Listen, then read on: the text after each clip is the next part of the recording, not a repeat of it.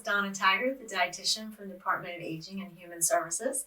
Today is now February and we are celebrating Heart Awareness Month. Up till now, with COVID taking a lot of toll on us, heart disease has always been the number one killer in the United States. 630,000 people a year and will remain so. It's a very chronic conditions that affect our heart can be hypertension, high blood lipids, CHF, congestive heart failure, atherosclerosis, which is the hardening of our arteries. Some of it's genetic, but many of our heart problems can be managed by a good, healthy lifestyle, diet, exercise, the routine, diet, exercise, sleep, and stress management. I'm just going to focus on the diet, of course, today. Heart healthy diet, variety of high fiber plant-based foods, along with lean protein, low-fat dairy, monounsaturated fats, and omega-3s. Now, I am going to focus positively. So many people say to me, I can't have this, I can't do this, I blah, blah, blah, blah, blah. I'm going to focus on the positive benefits of some foods on our heart.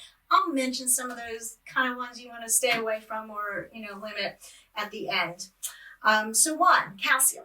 Very, very important for managing our blood pressure. Actually helps our heart to beat. All our muscles have to contract with calcium. So calcium is naturally in dairy products. That's why the focus is on low-fat dairy products. Can be found in plant-based milks if they're fortified and other juices and stuff. Now, as a senior, you need about 1,200 milligrams of calcium a day. You've got to spread that out. You can't be doing it all at once. Our body just can't handle it. So, an average glass of milk is about 300 milligrams of calcium. So you can see where you might have to, have a glass of milk or some kind of dairy at each meal or whatever you're doing with calcium. Always trying to get it from our foods rather than supplements if you can. Folate is a B vitamin. It helps manage the homocysteine levels in our blood. Homocysteine comes from protein metabolism, so it's there, but if we eat a lot of protein, the homocysteine levels will go high, and folate helps to bring that down. Homocysteine is linked with heart disease, so that's why we want it to be lower. Folate is in dark greens, nuts, seeds, legumes, like dried peas and lentils, fortified grains. The next one is magnesium. Magnesium actually helps our arteries vasodilate, it calls. Instead of crunching up, they relax, and that's good for the blood to flow through our veins and arteries. It also regulates calcium, potassium, and the sodium levels. And magnesium is, wait for it, whole grains, nuts, seeds, legumes, and green leafy vegetables. It's starting to sound like a pattern, right? The next one is potassium. Now, unless you're have an issue with your kidneys where the doctor has told you to limit your potassium because you're not filtering it right, you really want to get a lot of potassium if you can. It's a strong link with blood pressure. Everyone thinks of sodium. Oh, I gotta get my sodium down. But the potassium actually balances that sodium out. So people don't realize that we really need to focus on eating more things with potassium, even though we're eating less things with sodium. And potassium is in your bananas, your citrus things, potatoes, tomatoes, dairy has a lot of potassium as well. Monounsaturated fats, they help decrease the total cholesterol in our body, helps decrease that bad cholesterol, LDL cholesterol.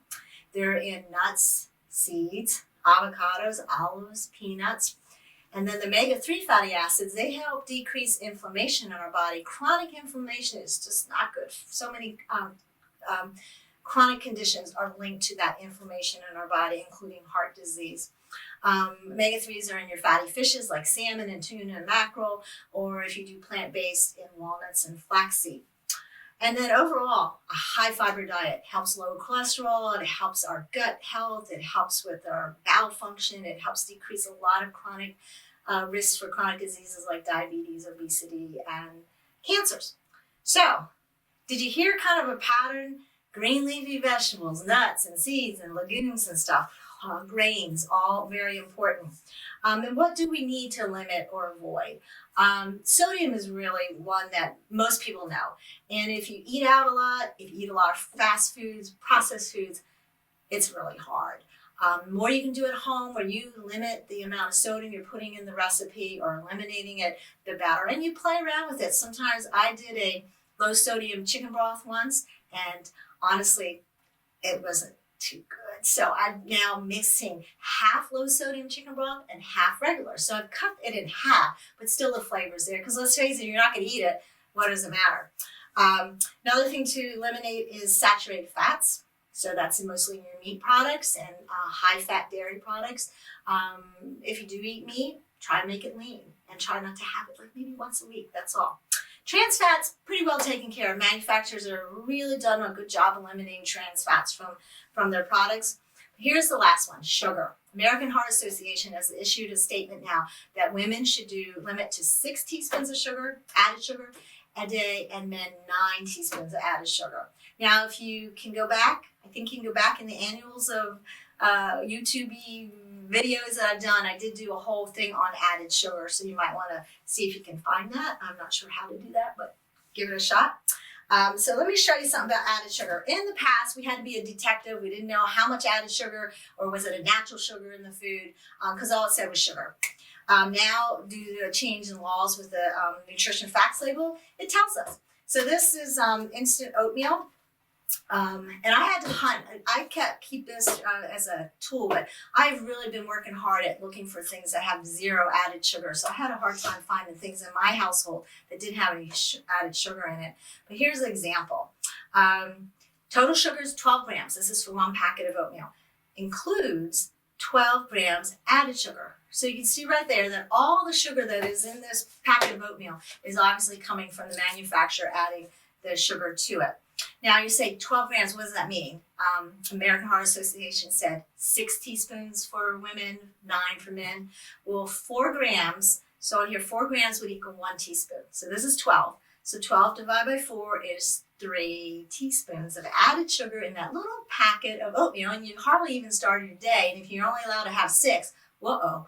So again, looking for things that are 0 or close to 0 is really important. These nutrition facts labels are really helpful, and if you have the time and can, compare things in the grocery store, but once you figure it out, it's not as big a deal. But it gives you the facts. It tells you, does it have a lot of that saturated fat in it we don't want to do? Does it have trans fats? Or does it have more of the monounsaturated fats? Sodium levels, what are they? This particular item has 260 milligrams of sodium.